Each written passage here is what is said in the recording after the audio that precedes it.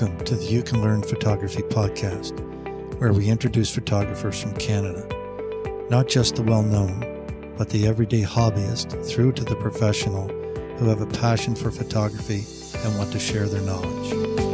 We're going to get to know who they are, what they care about. We'll take a look at some of their work, find out what they're currently doing, and what they wish they would have known in the beginning. All right, let's jump into it.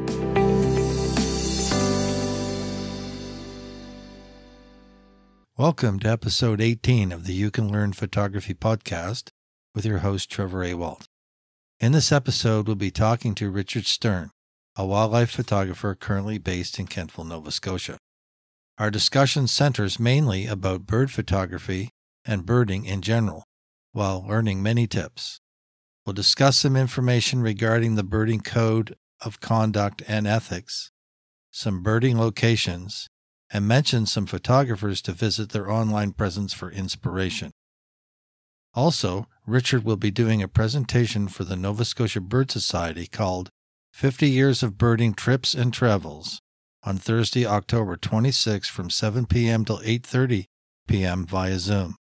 To find out more information, visit nsbirdsociety.ca and look under their calendar menu for October events. Now let's get ready to learn more about birding while you sit back, go for a stroll or drive, listening into our conversation with Richard. So Richard, we initially met in 2014 as guest judges for the Kappa Fall Nature Competition in Halifax hosted by the Photographic Guild of Nova Scotia. We recently talked about you being a guest on our podcast during a recent Photo Club field trip, and we'd like to thank you for taking your time to be on our podcast today. We always notice your Facebook posts, especially your bird images, mostly from Nova Scotia, and you've been taking photographs for a long time and have a vast knowledge of bird species and are always willing to share your knowledge. You also contribute as a regional representative for the Nova Scotia Bird Society and are a frequent visitor at Miners Marsh in Kentville. Today, we'll be getting to know you better, discuss what you've been up to, talk about your influences that got you into photography, your passion for wildlife photography, especially birds, and we're anticipating picking up on some tips for photographing wildlife and nature. You're known in your local community and the birding community in Nova Scotia and have a presence on Facebook, but for the folks who don't know you yet that will be listening to this podcast, Richard, who are you? Well, I was born and raised in the UK. You can probably tell from my accent, right, which I've never really lost. Although when I go over to visit family, they think I have a North American accent, so I say I'm mid-Atlantic. Okay. I first got into taking pictures because a friend of my father's owned a drugstore, which was also a sort of a general store in North Wales, which was fairly close to where I grew up, not far from Liverpool in England. Okay. And he gave me a camera for a Christmas present. And I can't remember my age, but I think it was in my early or mid-teens. Oh, wow. Cool. And the camera was actually, in retrospect, quite a good one for those days. It was a film camera, but it was made by Zeiss, and it was called a Wera, or Vera, W-E-R-R-A. And, of course, it was film. Right. So I started taking pictures of things around me and got interested from then on. And since then, I've sort of, in some ways, progressed. In other ways, branched out. My sort of main interest in photography has usually been birds, as you've already mentioned.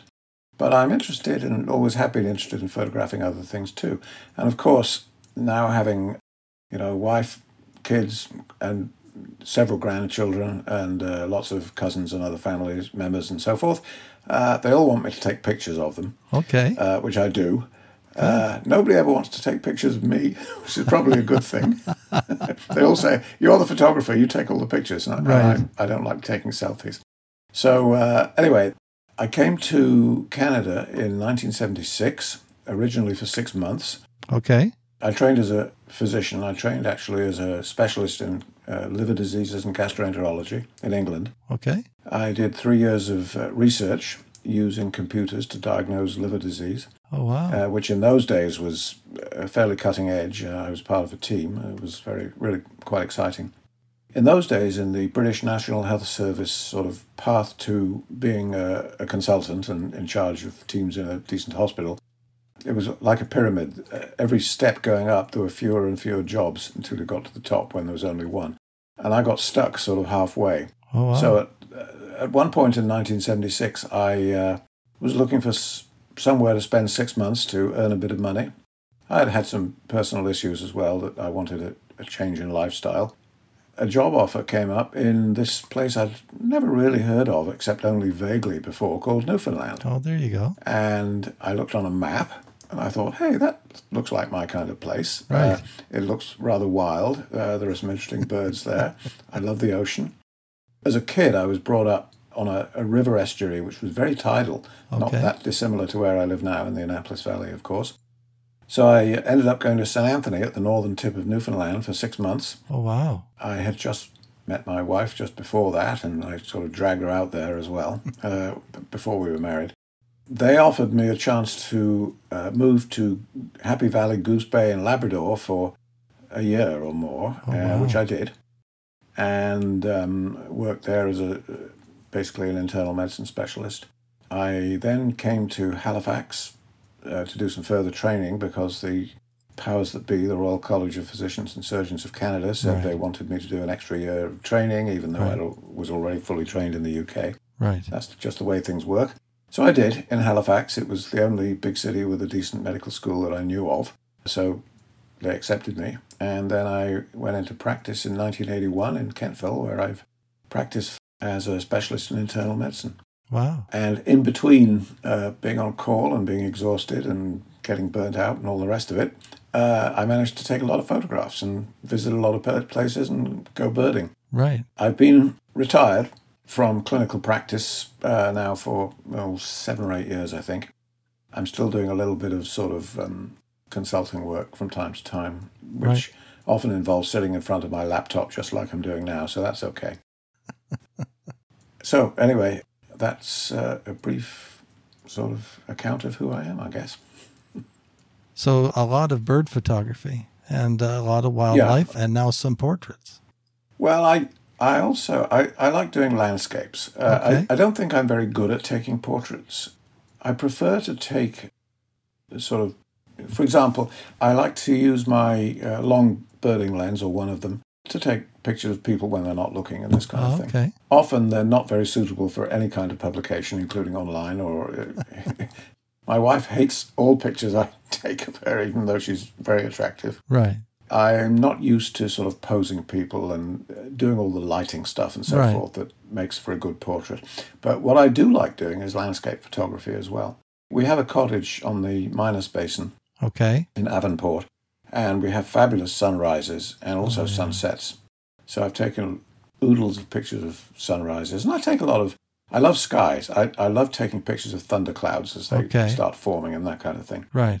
And a number of the places I've been to, of course, I take lots of pictures of, because most of the places I've been to are birding trips, as well as the pictures of birds.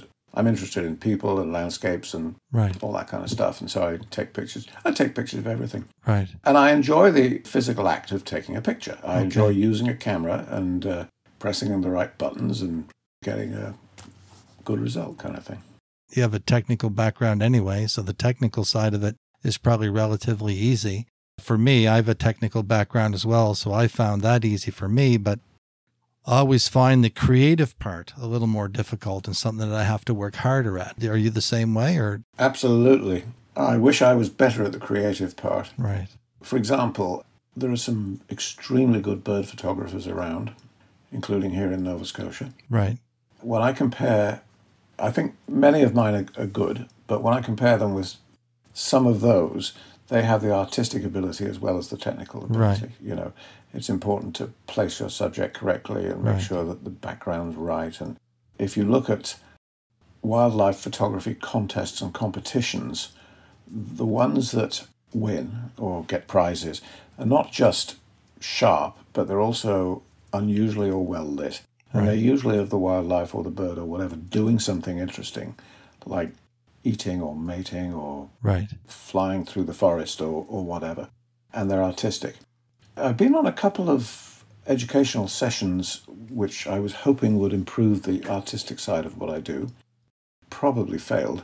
But anyway, they were interesting. One was I think it was part of the Acadia University lifelong learning course. Okay. And he was an artist and photographer. And I can't remember who he was now. But anyway, it was a number of years ago. And he had us doing exercises like deliberately jumping up and down while taking pictures of trees with a slow shutter speed and that kind of thing. Okay. And seeing how they looked. And really, it was very interesting. Okay. I enjoyed doing that. So implementing intentional camera movement. Yes, that was one example that I remember very well. Okay. And the other one, which was more recently, and it was, you might know this guy, I can't remember his name, but he was originally Swiss. And he offered to take members of the Kings County Photography Club, which I was president at the time, to a room in the schoolhouse in Lunenburg, that huge, magnificent building. Oh, yes. Where a lot of his portraits of visiting musicians are up on the wall. Okay. You may have seen them if you've been there. They're all in black and white, and they're all very well lit. They're all deliberately underexposed, except for one side of the face or part of the eye or something like that. Right. So they're very dramatic. Low-key lighting. Yeah, very much so. He had us all taking pictures of each other in the same way. Okay. And that was fascinating. So those were two examples of some of the more artistic side of photography that I sort of hoped I would do. When I'm taking skies and landscapes, for example, I tried to be artistic about that. Right. I do a fair amount of post-processing these days. I shoot everything in RAW. Okay. I use Lightroom and occasionally Photoshop. It sort of depends on the subject. Right. Now, for example, I take a lot of photographs of birds for the record, so to speak. I'm quite active in a citizen science organization called eBird. Okay. And theoretically, every time you see a bird, you're supposed to enter it into this huge database. Well, that's too much for me, but I do that when, I'll give you an example. I went out this morning for the first time in 3 weeks.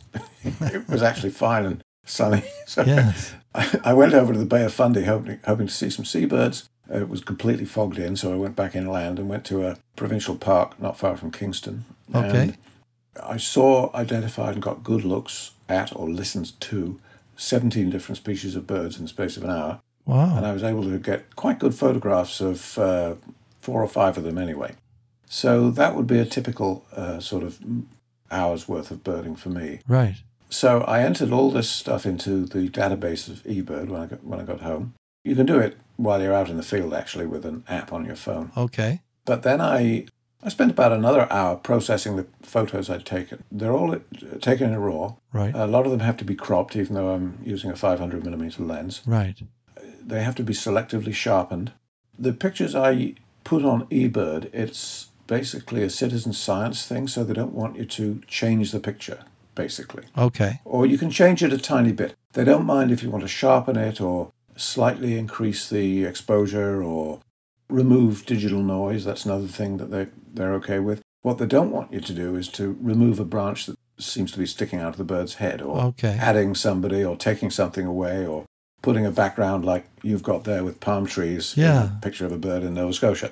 So that's one end of the spectrum, if you like. The other end of the spectrum is if I want to be really artistic, there's nothing to stop me from doing all that kind of stuff if I want to, which by and large I don't, but I could. Yeah, so the eBird stuff is more, they want it for identification, and they expect you to be more of a photojournalist as opposed to just trying to be artistic, right? Yeah, it's not a photo site as such, but every photo you send in is actually archived, and you can access that archive of that species. So if you want to look at literally 1 million or more pictures of a robin or a house sparrow or some other common bird, it's there online, and as long as you subscribe to the archive, you can do that. Wow. It's also quite useful for identifying a bird. And another example, one of the pictures I took this morning was actually quite a bird that's quite rare in Nova Scotia, called a pine warbler. Okay. But When I looked at the picture, it looked awfully bright and too yellow, and there were a couple of field marks that didn't look quite right. So I wanted to be quite sure that it really was a pine warbler, not something else that looked like it. Okay. I looked in a couple of field guides, and that wasn't very helpful. So then I looked in this huge archive called the Macaulay Library, which is run by the Cornell Laboratory of Ornithology at Cornell University in Italy. Okay. And there were several pictures of pine warblers that looked just like what I had, so I was happy to label it that. I find bird identification quite difficult because, some of the stages they go through from when they're an early age and through the juvenile phase, and to try to find a picture that looks exactly like that with the coloring and or the texture is very difficult. Absolutely. And the reason is that pictures of birds in books, they're either an artist's impression, okay, which in the case of what I consider to be the two best field guides, one is by a guy called David Sibley and the other one is by people from the National Geographic. They're artistic drawings. Okay. And what they do is that they take sort of the most typical features of each bird and combine them in one drawing of the bird. And I think they're the best, and they can look at it from different angles and so on. Okay. The photographic field guides, of course, they take a picture of a bird, and that's a picture of that bird at, 3 minutes past 9 when it's facing a certain way in certain light. And it's the best they can find, so right. They're often professional photographers. But nevertheless, it's not necessarily the same species that you see at 10 minutes past 11, 6 months later in a different place. Yeah, and the color may not be exactly right on either based on, the color temperature that they've got set or the environment they're in and how much exposure adjustment they do to their image because they might have shot it in low light or something like that. So it's hard to get, to find the right color. And I know there's many times I'll post a bird on Facebook, like whether it's through the Nova Scotia Bird Society or just post it, and people will come back and say, well, I think it's this and I think it's that. You participate in that process quite often, don't you? Yes, I do. I'm fairly experienced as a bird identifier and a birder. Right. There are people in the province who are more experienced than I am. There was a sort of a cohort of, when I came to Nova Scotia, there was a kind of a cohort of people who were a little bit older than me, who'd been at it for years, and they were the go-to people, and they've written books and that kind of thing. Most, not all, but most of them have died. Okay. And now there's a new cohort coming up of keen young birders who are extremely good. There's several of them who've been through the ornithology program at Acadia. Oh, wow. And they've gone out and become professional biologists or bird people in one way or another. Wow. And they're very good and very quick. And, of course, both their hearing and their eyesight is better than mine. Okay. I sort of grew up at the end of the period when people went out looking for birds with binoculars and a notebook. And they would do little drawings of what they saw, and they would write down descriptions of what they saw. Nowadays, the young birders all go out with cameras and not necessarily binoculars, and they just take pictures. I do both. Okay. And there's a difference between the technique of, say, somebody who's primarily a birder and somebody who's primarily a photographer. And somebody who's primarily a birder will basically do what I do most of the time, which is to go out somewhere where he thinks he's going to see lots of birds, or maybe look for a rare bird that's been seen by somebody else, which I do a lot of, with binoculars and maybe a telescope, a spotting scope, and with a camera. Okay. And if they get an acceptable photo, that's fine. The true bird photographer will, on the other hand, go and stand knee-deep in cold water with a large tripod, which is too heavy for me to carry, and wait for the perfect pose after taking 1,000 pictures of not necessarily a rare or unusual or special bird, but a bird. Right. And out of that 1,000 pictures, they'll choose the one that is outstanding, like the bird is trying to catch a berry in its beak or something, and the berry is right there and so forth. So I'm not at that stage and probably never will be, but I admire the people who do that, and their pictures are usually fabulous. I like the iconic photograph of a cardinal on a snowy branch with the berry in its mouth, right? Well, I hate to see it. I do have a few of those, actually.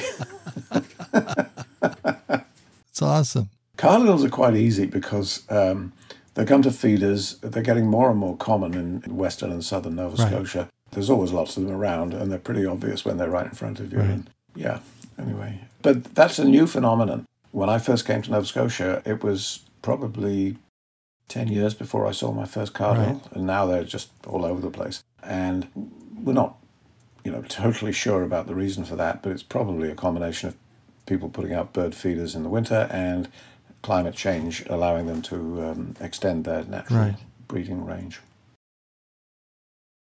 Your binoculars, well, you have a certain reach that you can view with your crop sensor camera and your 500mm lens. The binoculars that you use, how does that help you looking for birds in comparison to using your camera? Well, I find actually more and more, and I'm going back to the difference between a birder and a bird photographer. Okay.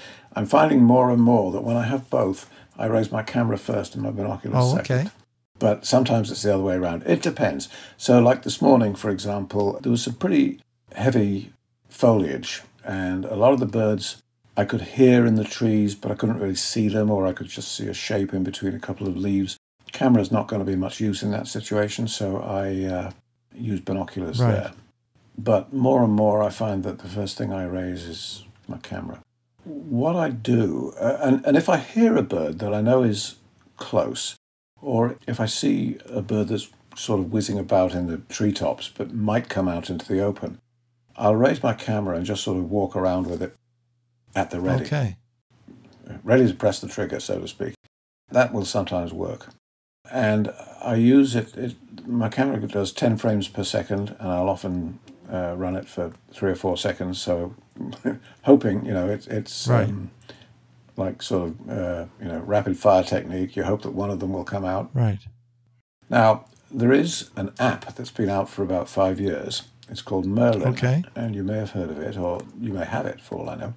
And this is an app that's been put out by the Cornell Laboratory of Ornithology, and it's in conjunction with the eBird database.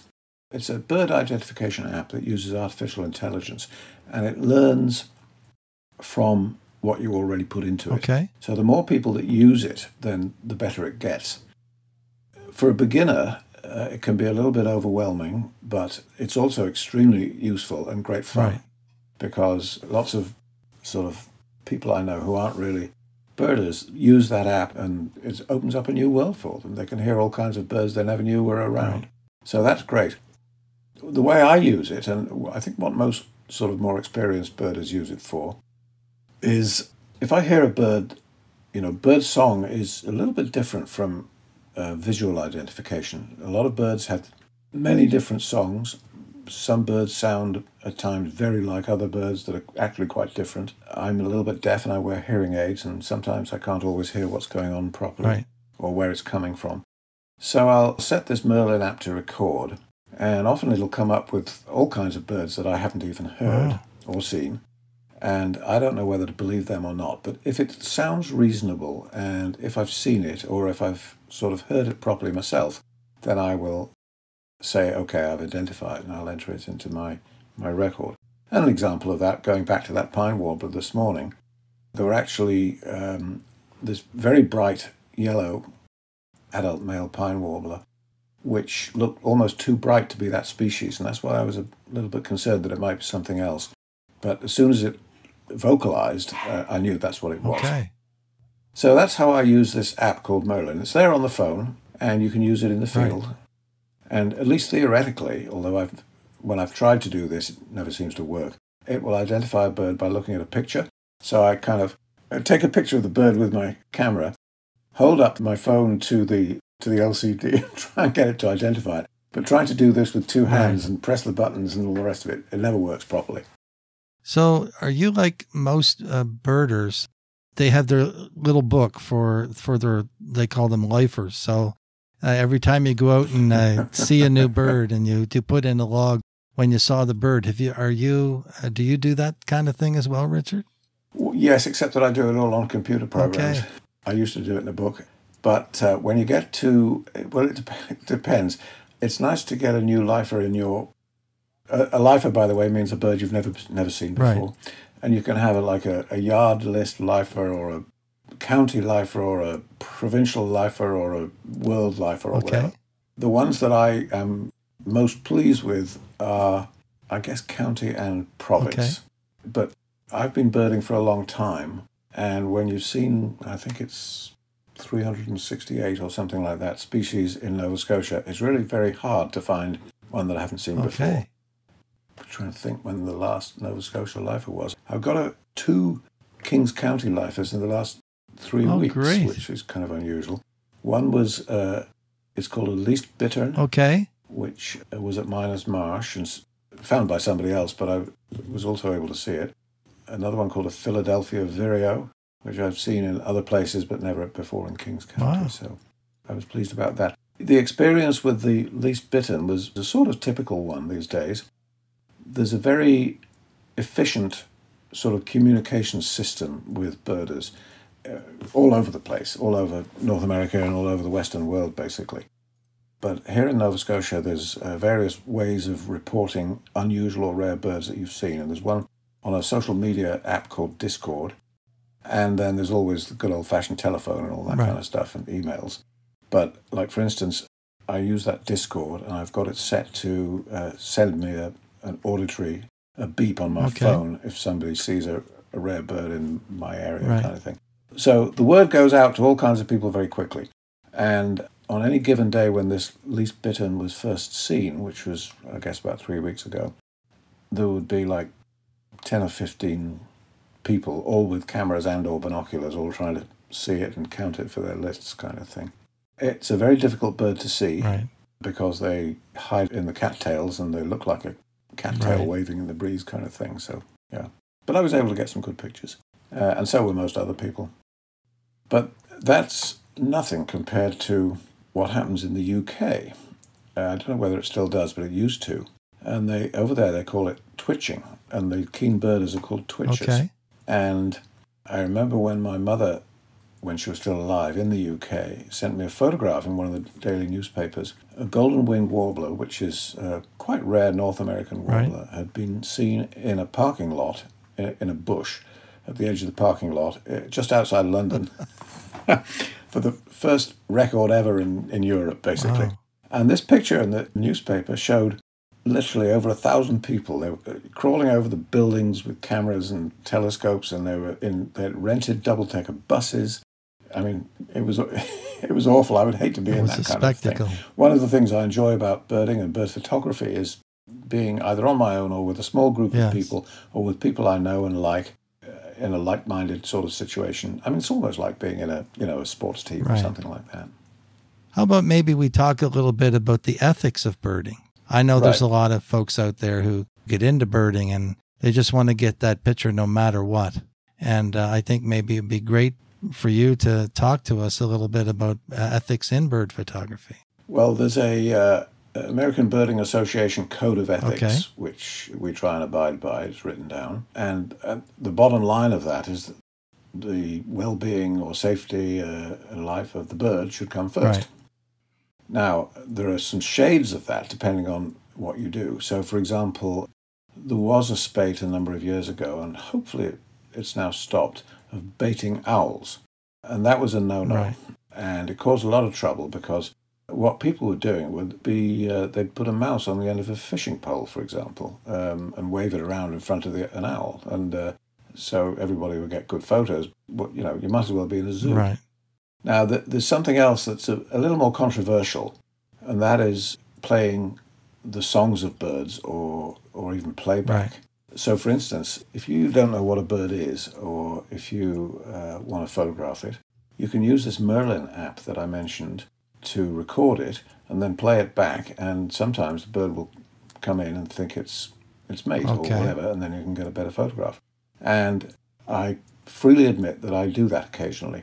It's controversial. A lot of people say, no, you shouldn't do it at all. Some people say it doesn't matter, especially if you're in a place where it's not done very often, and all grades in between. I don't do it in the middle of the nesting season or near a known nest, for example, but I will do it during migration or outside the nesting season, and not for too long, and not in a place where there are hundreds of other people doing it as well. For instance, Point Pelee National Park in Ontario, which there's always loads of birders there in the spring migration. I don't think it's allowed. At Miners Marsh now, it's not allowed. And that's fair enough, because it's not too difficult to see lots of birds at Miners Marsh without having to do exactly. that. But I did it for just a few moments this morning for one of the birds in this park that I was in, because it was treed. There was nobody else there. I know that hardly anybody else goes there. Any nesting birds are probably already fledged, so I didn't think it mattered. To some people, that's not very acceptable. Those are the main things. I mean, there's a lot of ethical dilemma also about, rescuing birds. Okay. Everybody loves Hope for Wildlife and similar organizations, and if you find an injured bird and you get it rescued and rehabilitated and back to the wild, it feels very good. I've done that a couple of times, and it's a super feeling. But in the grand scheme of things, if you're spending a lot of resources and money in the process of rescuing and rehabilitating a bird, while in order to do that, they're cutting down the forests and all that kind of thing, is that the right thing to do? Similar controversial things such as the Eagle Watch in Sheffield Mills. Yes, there was more and more feelings against that. Again, it was kind of like going to the zoo. The guy would come out with a truck and throw a huge pile of dead chickens into the middle of the field. There'd be 150 eagles all sitting around in the local trees, and they'd all come and descend on these things. And, it's generally felt that you shouldn't be feeding wildlife. And that's an example of feeding wildlife, which is sort of intrinsically wrong because they become habituated to humans. And when bird flu appeared, that was stopped. And I think rightly so. Bald eagles have actually become a nuisance in Nova Scotia. They prey on loon chick, seabird nests, other birds as well. As far as I'm aware, they're not a danger to cats or small dogs. But the locals in Sheffield Mills would probably hate me for saying this, but I think it's a good thing that it stopped. And in fact, this year they still had the festival with lots of pictures of eagles and a band and a nice sausage and pancake breakfast and so on, but no feeding. So that's good. 1 year at the Bridgewater Photo Club, I did a sight and sound essay on the eagles at Sheffield Mills. There was a researcher at Acadia University who was researching crows. He came across the issue with the pesticides and so on that were killing eagles in the area. They come up with the idea, well, they're 85% of the poultry farmers for Nova Scotia are in the Canning area, and every day they have dead chickens, so let's, try feeding the eagles to get their population back up. And very successful, 70% of the younglings were recovering every year. But if you keep doing that kind of thing over and over, it gets to a point after a while that you really ethically need to wean that away because it's not natural. I think I know who you're talking about, and I know the situation, and I agree with what you've said. Yeah. So it's very interesting, somebody out there wanting to do something good, but eventually it should be recognized, at what point in time you need to stop. Yeah. Like I talked to some of my students about birding. My birding knowledge is limited, but for example, sanderlings and piping plovers, when they're migrating and out on the beach, I tell them, don't chase the birds back and forth the beach. Watch them and see what they're doing. Find yourself a spot, and they will come to you, and you'll be able to get your pictures. You don't have to be chasing them back and forth the beach. And another thing about snowy owls, how volatile a snowy owl is in relationship to the energy they have to expend. If you're trying to get close to a snowy owl to get a picture and they fly away, how much energy they're expending, and you don't know what state that snowy owl is in and how close he might be to be actually suffering from starvation, and that impact could actually end up causing that bird to pass away. So it's ethically a sin, to have an impact on a bird just to get a photograph. But as a photographer, you want to get that great photograph, but you have to realize that you have to put in the time and consider the animal or the bird that you're trying to get the photograph of, and try not to disturb the wildlife or the bird. You're right. It's a dilemma because, as you say, if you're a keen photographer, you want to get that picture, but on the other hand, especially something like a snowy owl, and it's become fairly well known that most of the snowy owls that show up in Nova Scotia are starving, Right. And they need all the energy they can get. There's been an interesting project it was a project of some people at Dalhousie University as well as Acadia, and I was sort of peripherally involved. As you probably know, there's an area around the Minas Basin at Grand Pre and extending further up the river, and also on the New Brunswick side, which is called a Western Hemispheric Shorebird Preserve. Okay. And from sort of late July to early September, basically, there are huge flocks of sandpipers, mostly one species called the semi-palmated sandpiper, which nest up in the Arctic, and they're on their way to South America. Each individual bird spends about 2 weeks fattening up and gaining energy by eating these almost microscopic mud shrimps that live in the mudflats. And when the tide comes up, they sort of congregate fairly close to the shoreline, and they're easy to photograph. But they'll often take off, and the numbers are declining big time, as many sort of types of birds are. So, yeah, this project has been going on for 2 or 3 years. It's a research project from Dal and Acadia universities. Okay. And it's basically to see if there's any one factor that's important in disturbing these sandpipers that are fattening up on their way from the Arctic to South America in the fall, between sort of mid-July and early September. And people have come up with sort of various theories, because particularly at Grand Pre, there are several possible reasons why human activity might be adversely affecting those birds, in which case maybe something could be done about it. So, in addition to the birds being there, there are, at high tide, where they're close in, and there are a lot of birders and bird photographers, and it's outstanding bird photography to stand there with a big lens and take pictures of these birds, or videos, for example. There are also bass fishermen, and they've been going there probably for longer than birders and photographers have. And the other thing that is, and of course there are people that like to walk their dogs on the beach and this sort of thing. So the question is, which of these is causing the most problem? Okay. And certainly in my experience, the birds don't mind the fishermen at all. You can crawl up on your hands and knees, right up to a fisherman, and there'll be least sandpipers all around his feet, kind of thing. They're much more interested in being able to feed than otherwise. One theory, which I think has got a lot of truth in it, that the birds are now being disturbed more and more every year by peregrine falcons. Oh, yes. So it's a natural disturbance. And the reason for that is that the peregrine falcons have made a huge comeback ever since, well, in the last 50 years or so. They were decimated during World War II because people shot them because they were eating carrier pigeons. Okay. And then they were decimated after World War II because people were using DDT for insect control, and that caused eggshell thinning. And the peregrines have been reintroduced in many places, and they're now urban birds in many places. Oh, wow. They'll nest on buildings in cities and so forth, bridges. Some are migrants, some nest locally. There's a well-known nest in the Hansport area. There are several around the Minas Basin.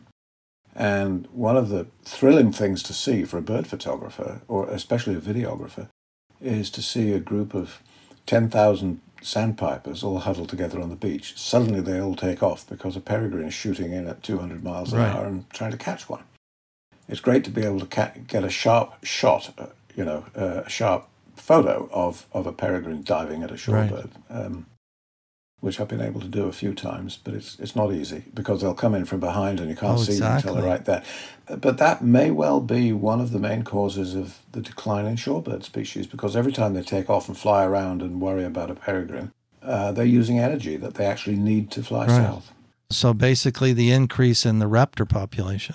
Yeah. Wow. I don't think we yet know whether it's that. Now what they've done, the research assistants from this project has been spending between 2 hours before and 2 hours after high tide during that sort of migration period, stopping people from getting too close to the birds. And people are very cooperative, and they're interested in the birds. They want to see them, and they want to know why they're there and that kind of thing. So this is up in the valley, up around Grand Pre. It's called the Gut, right? Yeah, the Guzzle. On the New Brunswick side, it would be called Johnson's Mills. Yes, that's right. So they have a research center there at Johnson's Mills. Like the first time I've witnessed that activity is a friend of mine says, well, you need to go to Johnson's Mills to see this. And so we went down in August. And of course, this would be between maybe 2012 and 2014. Yeah. Of course, the year that we went, it wasn't really the optimum time. We saw about 30 or 40,000. But they talk, obviously, that, between 100 to 200,000 at any one particular time over the years. But again, any time I go, there's not numbers like that. Of course, I don't know, like you've obviously photographed them more than I have, but sort of my experience is that because of the birds and because of the situation and because it's a zone where the birds need to feed to be able to be strong enough to migrate, you can't be bothering the birds. So you have to understand that you're not going to get a close-up of the bird. You need to look at the phenomena of these formations of these birds flying together as they're moving and the shapes that they make, as opposed to trying to get a close-up of a bird, right? Yes, although being able to get a close-up also depends on the length of your lens. Right. And there is a technique called digiscoping, which some people are very good at, and I've tried, and I've never been really good at it, but I have got a few good pictures out of it. What that is if you've got a spotting scope, you can actually attach a small camera and lens to the eyepiece of the spotting scope, or you can even attach your phone to the eyepiece of the spotting scope. And there are a couple of companies that manufacture adapters. Yeah. So this would be the same kind of concept as doing astrophotography with a telescope and attaching a camera to a telescope. Yes. Now you're talking about attaching a camera to a spotting scope. Yes, but it's not as complicated or expensive as what Jason does, for example. Because doing that is sort of the equivalent of having a 1,500 or even 2,000 millimeter lens, and you can crop it if it's any good. There are some people, particularly in Europe, for some reason. There's a woman in Spain and there's a guy in England who are very, very good at this, and there are a couple in North America, and they post their stuff online, who can get dragonflies in flight and that sort of thing. So that's absolutely amazing. I've tried it with big birds that are stationary, like eagles and herons, and with some of the sandpipers too. But I find the longer, for what I do, like the longer you try to make your lens, the more affected you are by the atmospheric conditions and not being able to get a sharp picture. Absolutely. There's a lot of good advice online about that sort of thing. There are a whole series of video tutorials about all kinds of very practical aspects of photographing wildlife and birds, and particularly with Nikon, by a guy called Steve Perry. Okay, I'm familiar with him. Yeah, it's called Backcountry Gallery, and you can look him up on YouTube as well. He's got several videos on how to get sharp pictures of birds in flight, and there are all kinds of things that he comes up with. One of which is, if you're in your car on a cold day, drive around with the windows open or get out of the car, because there's a layer of warm air which will distort everything around the car. Another one is, sometimes warm air can get trapped inside your lens hood, so you should take it off in those circumstances. Oh, wow. I've tried all that stuff and it works. It's amazing, actually. Little things you don't normally think of. I was recently, Liz and I were lucky enough to be able to stay in a house on the Maryland coast recently, just last month. It was windy, but it was quite warm. It was very flat, and there were a lot of sand flats and creeks and that sort of thing. A lot of the pictures that I took are not tack sharp. I've been experimenting with taking my teleconverter on and off, and it seems to be specifically to that particular area. And I think it was because of atmospheric distortion over the warmed up sand and that. So light dispersion through the atmosphere causing diffraction. Well, I'm not sure if it's that or whether it's the sort of like the air itself is turbulent, and I don't know whether it's physically or technically the same as diffraction. Okay. I'm never quite sure that I fully understand diffraction. Okay. They say that if you're shooting at f/16 or f/22, things become fuzzy because of diffraction. But I don't quite see how that works. They basically talk about the light bouncing around the aperture blades. As a result, it creates some softness in your image. Yeah. Yeah, it has to do with that circle of confusion thing, right? which is confusing in itself. Which is huge for me.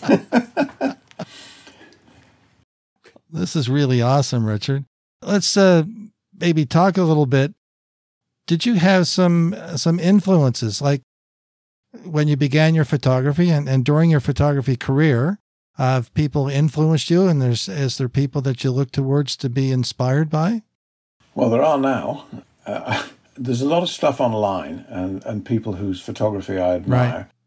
The sort of, if you like, the doyen of bird photographers has been, I don't know whether he still is or not, a guy called Arthur Morris. I don't know whether I've heard of him. I watched his YouTube video on the geese in Husky Delapache, I think I'm not sure if I'm pronouncing it correctly. Yeah, Bosque dell'Apache. I've been there, actually. Yeah, snow geese and cranes. Yeah, they say it's amazing. Yeah, in fact, I saw him there. I didn't meet him, but somebody pointed him out. Great. He goes there all the time. Anyway, he, and I think still does, have an online website called birdphotographers.net. Okay. One of the things you could do was submit pictures and they would critique them. Oh, wow. And I joined that, and it made me quite miserable, actually, because the critiques were very serious. And I thought my pictures, even my best pictures, the critiques were terrible.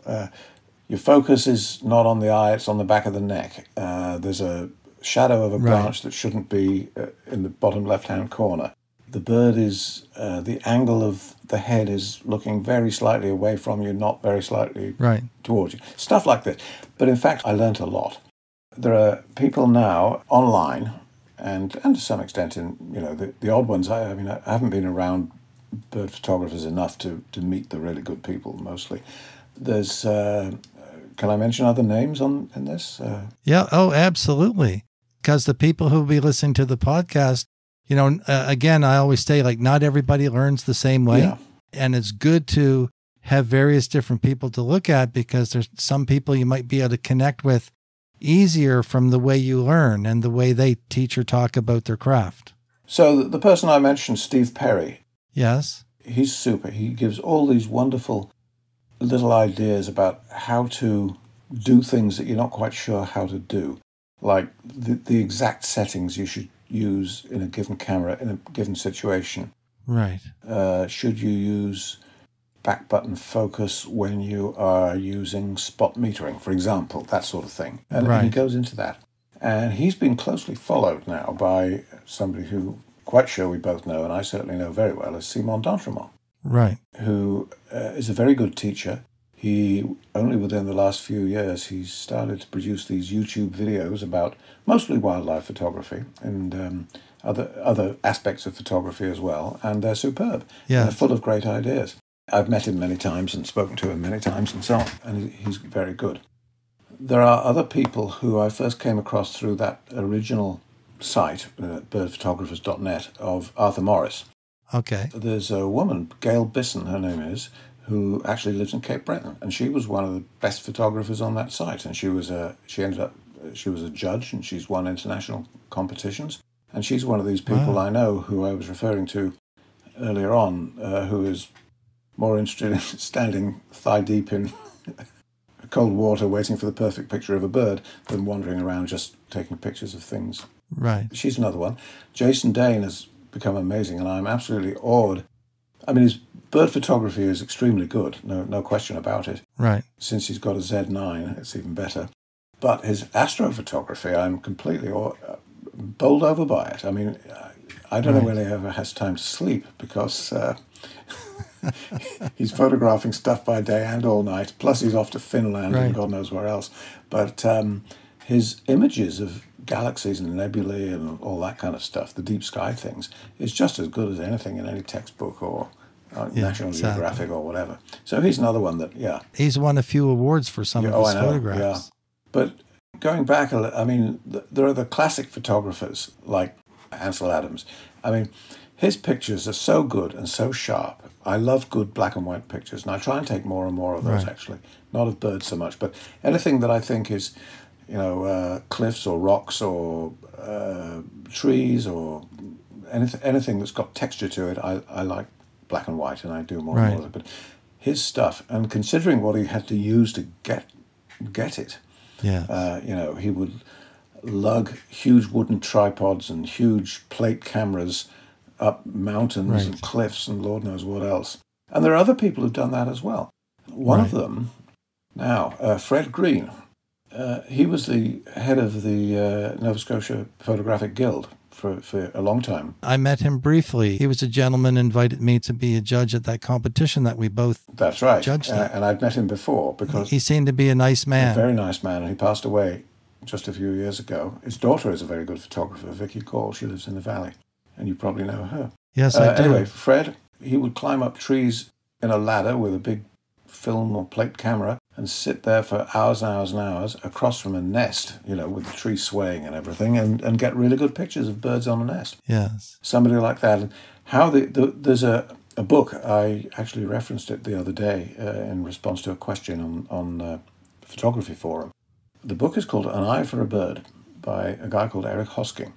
Okay. And he was photographing birds the same way that Ansel Adams was photographing scenery. Wow. By climbing trees in ladders and hauling up huge tripods with plate photographies and all the rest of it.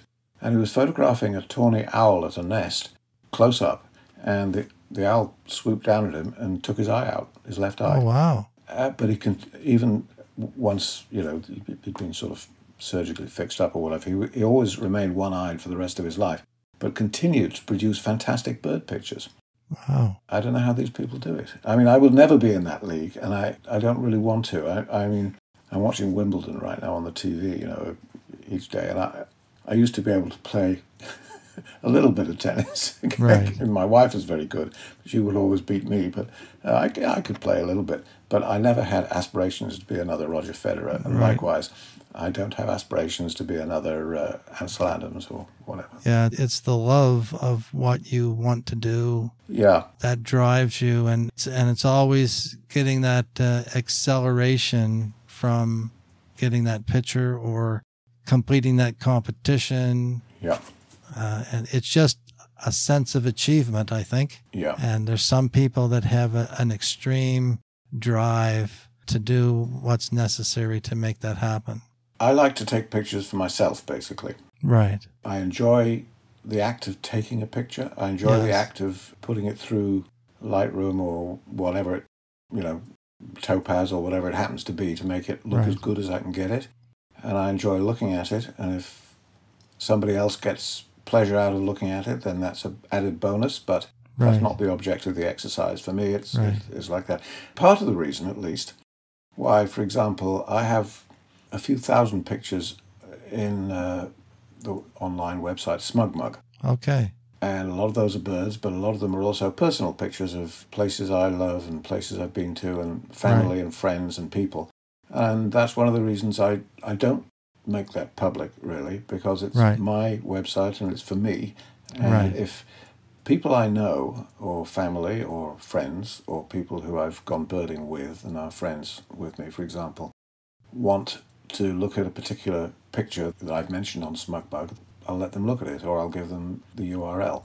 Right. But to generally put out a thing saying, oh yes, I'm on SmugMug at this address, any old person can look at pictures of my grandkids, for example, and I don't want that. So that's the joy I get in photography. Right. Is there any specific memorable project or memorable photos that you've taken over your lifetime? Well, many. I don't know. I wouldn't know where to begin. When we were discussing this, you asked me to send in 2 or 3 photos that mean a lot to me, so I did. Right. But they're not necessarily my best ones or the ones that were... many of the most memorable were when I've been traveling. I've got a couple of sort of paparazzi-style people pictures from Morocco and also India, which are some of my best pictures. But I never got permission to put them anywhere or send them anywhere, so they're in SmugMug. I don't give them out. But so that sounds like a good segue for us to maybe take a look at these sample photographs, the showcase part of the podcast. This is the part of the podcast where we showcase 3 of Richard's images. For those of you following along, go to youcanlearnphotography.ca, click on podcasts, and go to episode 18 for Richard Stern. Then scroll down to the bottom of that blog post. You'll see a gallery. Click on the image of the birding group, and then you'll be able to follow along as we discuss his images. Let's go in and take a look at some of those. I'll just share my screen here, Richard. Okay. And let's just pop this over here to here, and let's just go down. And this group of people here. So maybe tell us the story behind this photograph, Richard. Yeah, well, there are several lessons from this photograph. This was on a birding trip composed of all Nova Scotians who I knew, with the exception of the tall guy standing on the right-hand side, who was a local birding guide, who was a fantastic guide. His name was Steve Easley. And I feel very sorry for him because this was just before the pandemic. This was at the end of 2019 into 2020. And he earned his living by doing ecotourism. And of course, during the pandemic, ecotourism stopped. And I'm not sure what's happened to him since. But if he wasn't a birding guide, he could have been a stand-up comedian. He was fantastic. So one of the reasons I like this photo is that it shows that you can go birding in any weather. Right. It was a good memory because we went in what was supposed to be the dry season. And it was Costa Rica on the sort of the Atlantic slope of the central mountain range. The whole time we were there was a bit like the last 3 weeks of being in Nova Scotia. I like this photo because it shows all the people there are my friends and people I enjoy being with. So it brings back nice memories. And the other thing is that it's a nice colourful photo. Right. And the final thing is that I took it with my phone, which I'm doing more and more of these days. Right. In fact, I recently, the battery on my last phone conked out, so I thought I'd had it for about 4 years and it was full. So I thought I'll get a new phone. And the phone that I recently got just a few months ago is an iPhone 14 Pro, which has a super camera. And since I got that, I also have a Sony RX100-7, it's called, which is a super point-and-shoot, really good quality camera. But I've never used it because the pictures I get, including raw pictures, which I can tweak in Lightroom and so on, are just as good as the Sony. Wow. So I'm probably going to sell it. Anyway, there's no special story except that, to me, I like the composition of that photo. Everybody's kind of looking. It looks sort of natural, but it is and it isn't. Yes. The colours are nice. It's taken with a phone, the famous saying that the best camera is the one you have with you. Right. And most people carry a phone with them all the time, which has a camera. And it was very hot and incredibly humid, pouring with rain, and everybody's smiling and laughing. Right, exactly. So that was a kind of a happy memory. That was why I chose that one. So you went to Costa Rica for all these special, beautifully colored birds down there. Yep. I've got a lot of pictures of those too, but I could have chosen almost any one of hundreds of pictures I've got from 2 trips I've done in the past to Costa Rica and other places as well. But I don't know whether people will be interested or not. I've been inveigled or volunteered to give a talk, an illustrated talk on Zoom to the Nova Scotia Bird Society in, I think it's October, about places I've been birding. So I'll be showing some pictures of coloured birds in Costa Rica and elsewhere. Oh, that's cool. Yeah. An evening with Richard, right? Well, that's not what it's called, but something like that. That'll be awesome.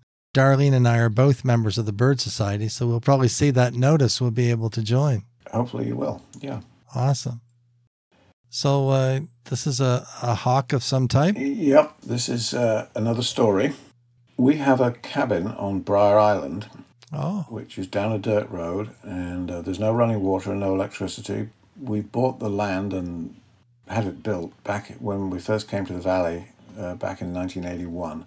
Okay. And our kids and now our grandkids love it, even though I don't go there quite so much because I'm 76 and the idea of spending more than 1 or 2 nights there with no running water and no electricity is not as exciting as it used to be. But anyway, we have this cabin. And Briar Island is a great place to watch migrating hawks. Okay. So it was June the 1st of 2014, I think. And June is not normally the right time to go there to watch hawks. The best hawk migration, and it can be very spectacular, is in late September, early October. So I was down there on the 1st of June. I think we were there for the day.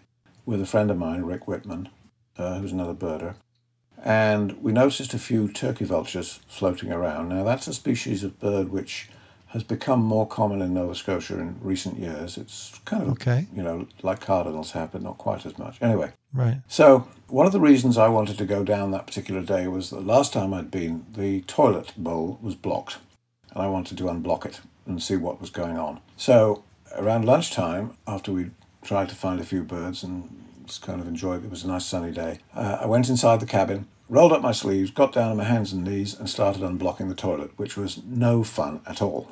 And it was I can imagine not. Very unpleasant because it was... You're in the thick of it there, I'll tell you. Literally in the thick of it, and it was many weeks' worth. And anyway, Rick remained outside very sensibly. And I suddenly heard him yelling, "Get out here with the camera, Richard." I said, "What? I can't. I'm literally up to my elbows in you-know-what." He said, "I don't care, just get out here with the camera." So, okay. So I rushed out with my camera, dripping with you-know-what, which got all over the camera. And here was this, which circled overhead once and then disappeared. Oh, and wow. Neither of us knew what it was. It was obviously a large hawk, and we did not recognize the field marks. For a few minutes, anyway. Those feathers are amazing. Well, we looked it up in the field guide, and it was quite obvious. It's a male zone-tailed hawk. Wow. This is a bird native to Mexico and Central America. It can be seen occasionally in Texas and Arizona.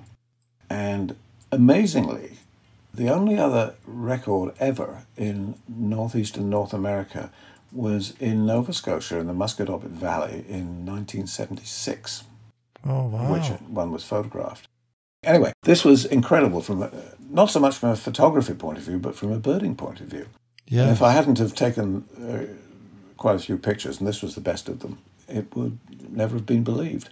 Right. To this date, there hasn't been, well, I think there was one other seen in New York State or New Jersey somewhere shortly after this one, but it wasn't the same bird, you could tell. I think that was a female. This is definitely a lifer. Oh, very much so. And a lot of people got very jealous of this, and it was... So that was the story, and it was a kind of a funny story to tell because, again, it shows that you can take good pictures even if your camera is dripping with you-know-what. But it just goes to show it's like a Boy Scout. Always be prepared, right? Yes, well, that's so if right. your camera wasn't sitting there prepared to go, then we wouldn't have you might not have even gotten the photograph. Well, that's right, yeah. And it's, as you can see, it's a rather lovely-looking bird. The odd thing is that was the second zone-tailed hawk I'd ever seen. The first was in southern Arizona. Okay. It was the first organized sort of guided birding trip I ever took in North America, and it was in 1979 or 80 or thereabouts, in May. And one of the target birds, that everybody on this trip wanted to see was a zone-tailed hawk. And it was the day before the end of the trip, and we still hadn't seen one. And we went to a ranch with little cabins where everybody kind of stayed. And we got there about lunchtime, and everybody was dripping with sweat. It was terribly hot and humid. But there was a pool. So most people were exhausted and tired. But 2 or 3 of us decided, before we would zonk out and go to sleep, we wanted to cool off by swimming in the pool. Right. And while I was on my back swimming, or floating at least, in this pool, a zone-tailed hawk flew right overhead, just like this one. Oh, wow. And I yelled at the top of my voice, "Zone-tailed hawk!" And everybody in various stages of night clothes and undress and so on came rushing out of the cabins and all managed to see it. Wow. So it's a kind of a special bird, and I was able to photograph it, this particular one. It's amazing. On Briar Island, yeah. So that was that one. It has some sort of color similarities to a falcon, but it's, like I say, more of a hawk size or something. Well, it looks very like and behaves very like a turkey vulture. Okay. And I don't know whether you're familiar with turkey vultures. You've probably seen some anyway. I've seen them a few times. They're the most ugliest looking bird I've ever seen. Well, they are, but in flight I think they're quite nice looking. But they have exactly the same coloration, and they have exactly the same flight style. The zone-tailed hawk mimics a turkey vulture. Oh. Rarely flaps its wings. It glides a lot with its wings in a bit of a dihedral, just like this one is at this moment. And it kind of floats along in the sky. And the difference is that turkey vultures ignore small birds and small mammals unless they're dead. Okay. And so they're not scared of them. Zone-tailed hawks look like a turkey vulture to a small bird or small mammals, but it will zoom down and catch them and eat them. Right. It's a great example of mimicry in a raptor. It's amazing. And that was that one. And here's a So this one, songbird. it's not a bad photo, but it's I took this about 20 years ago, and by today's standards, my standards today, it's not bad, but it's not particularly special. It's a small warbler called an ovenbird. Okay. They're very common in the woods of Nova Scotia. They sing loudly. They're much more easily heard than seen. They're called ovenbird because they nest on the ground, and apparently their nest looks like a Dutch oven, whatever that is. Okay. Anyway, so when I was sort of first in Nova Scotia, I was in the car at the top end of the Federal Research Station in Kentville, the agricultural research station. Okay. And I thought I heard an ovenbird, but I wasn't sure. I wasn't very sure of my bird song in those days. And so I opened the car window and played a tape of an ovenbird just to see if it was the same. This Right. bird suddenly appeared, responding to the tape and singing away. So that's an example of, what we were talking about before. Was that ethical of me to do so? Well, I guess so. I don't think it hurt the bird. There's still plenty of them Right. around. And I wasn't trying to lure it away from a nest or anything. I managed to get that photo through the car window. And a little while later, I presume you're familiar with the website DP Review? Yes. Yeah, which was about to close down recently, but now apparently it's been saved. Right. Anyway, every month they have a contest, and it's a photo contest, and it's a sort of like the viewer's choice kind of thing. You submit a photo, and they have a theme, and people vote from anywhere, I guess, all over the world, I suppose. Right. The numbers of photos are usually limited to like 100 for any 1 week's contest. They have a different one every week on a certain subject. And I noticed that on that particular day, a few months after I got that picture, the title of the contest was Singing Birds. So I sent it in. I thought, well, that's not a bad picture of a singing bird. Have you got the bird for that competition? Yeah, well, to my absolute amazement, and for the first time in my life, it won. It came first. Oh, wow. Out of 100 pictures from all over the world. And I was very pleased, but also completely astonished.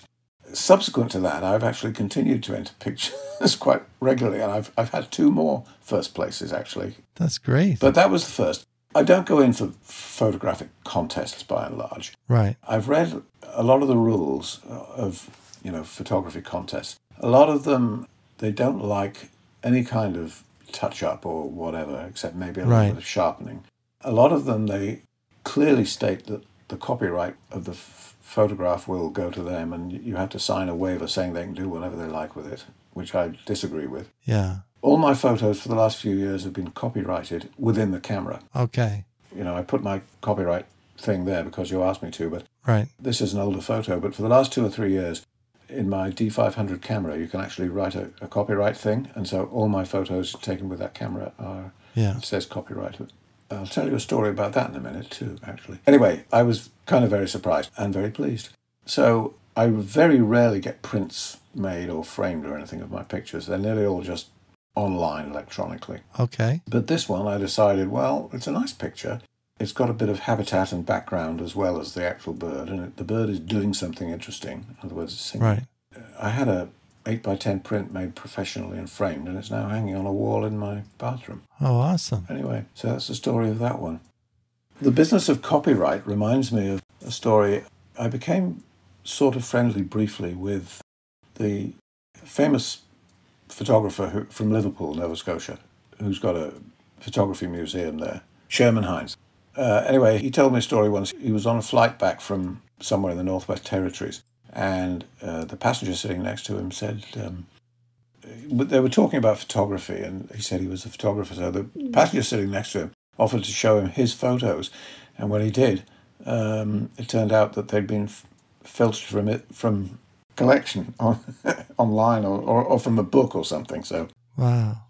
The only reason I got to know him was because our sons both went to the same school for a while, and we got friendly. Yeah. So the guy had pillaged Sherman Hines' photographs and was showing it to Sherman Hines as if they were his own. Yeah. Oh, wow. Bad. Yeah. So anyway, I can't imagine anybody would want to filch my photographs, but you never know. Yeah, you never What know. I do say, I mean, I've donated photographs. I don't ask for money. Got a nice picture of a pair of cardinals, and the male is feeding the female. Oh, wow. And they're nicely posed kind of thing, and a nice environment of leaves. Somebody I knew wanted a print of that for a wedding anniversary because it looks like, it's awesome. kind of sweet. So as an anniversary present, I had a big 8x10 frame print made of that. What an awesome gift, Richard. But I signed it. And there's a local, there's a hospice now in Kentville. Okay.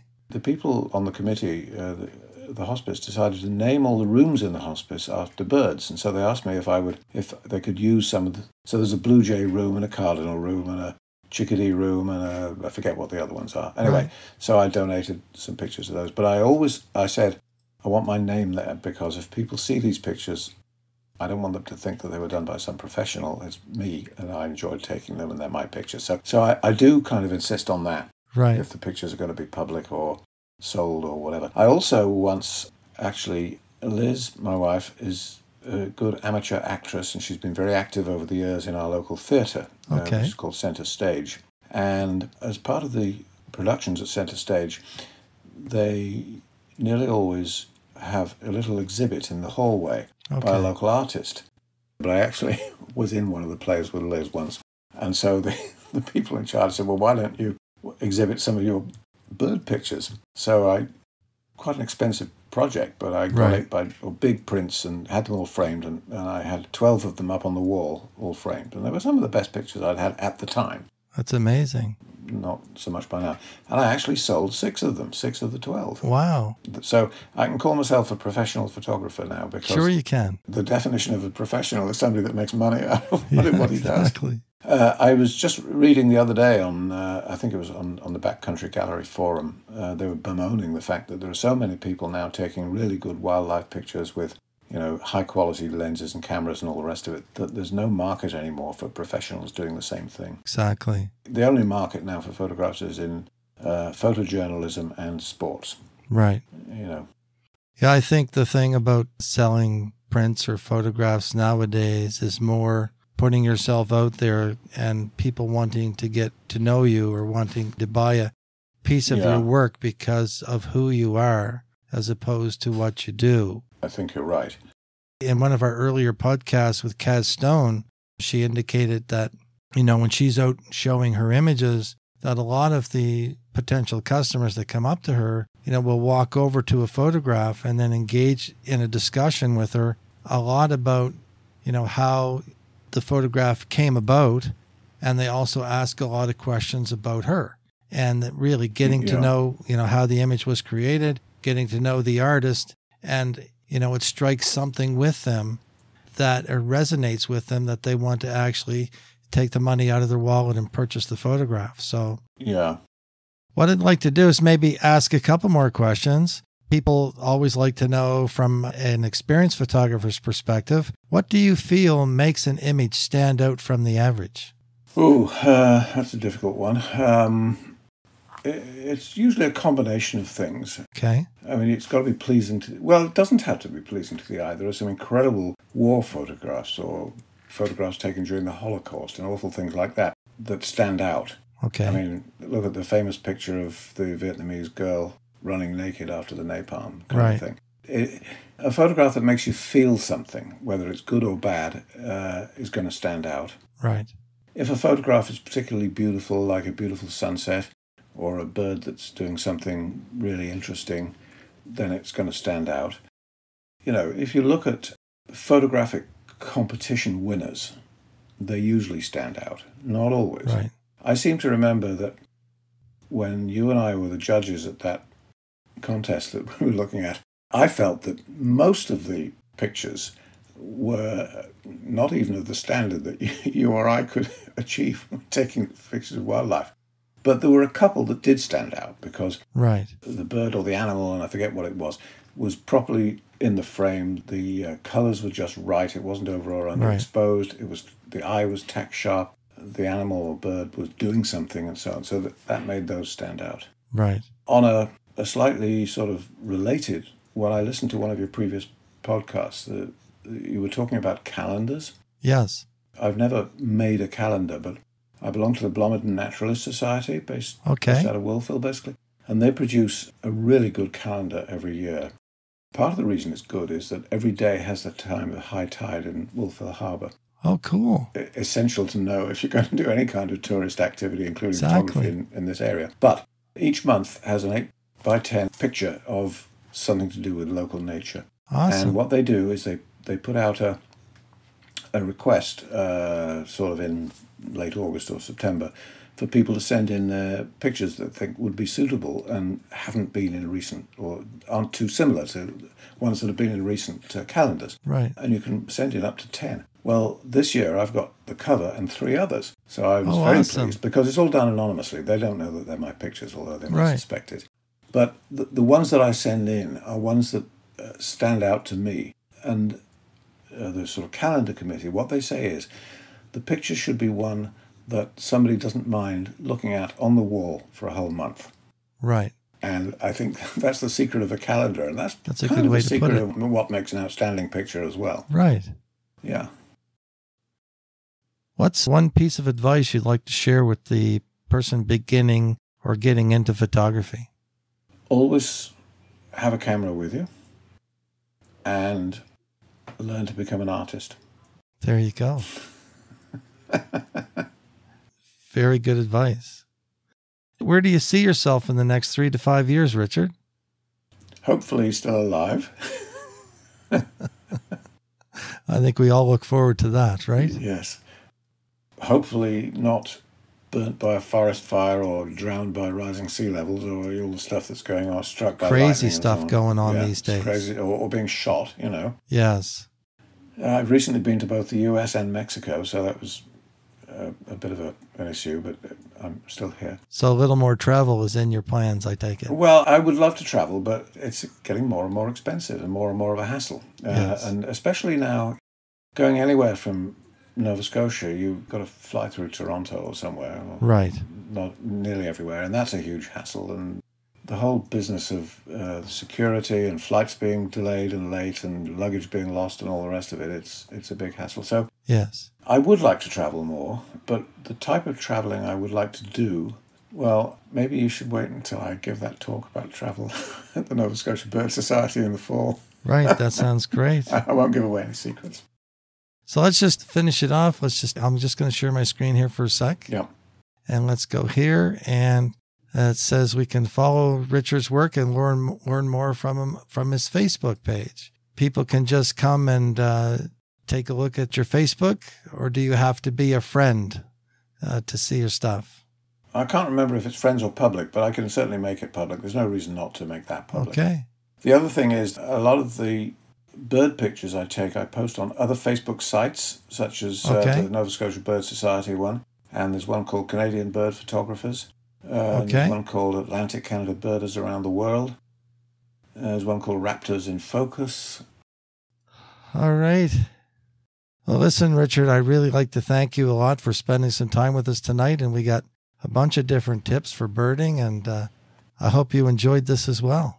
Yeah, I think we talk more about birds than photography, but that doesn't matter. And I enjoyed talking to you, and I hope we meet again, and maybe we can go photographing birds together one of these days. That sounds cool. Yeah.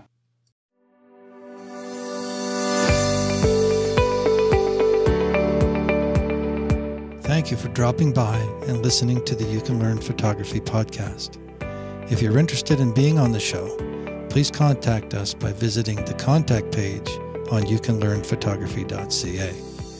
We hope this show provides some inspiration and allows you to get to know some of the fellow photographers in Canada. So until next time, enjoy your photography and keep shooting.